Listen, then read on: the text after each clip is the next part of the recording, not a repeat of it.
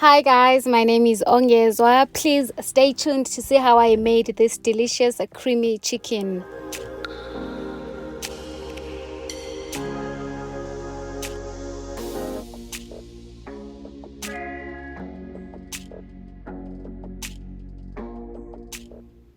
Okay, before we begin, I just want to say thank you so much guys for the love and the support. Please don't forget to like and subscribe.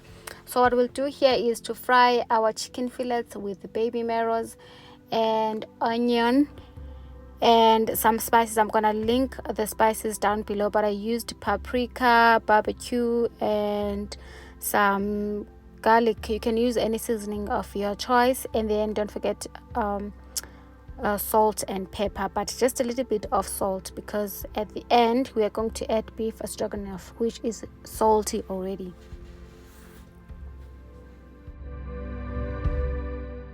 So now that our chicken is ready, we are going to mix cream with the beef stroganoff. You can use milk if you don't have cream. It really depends on you.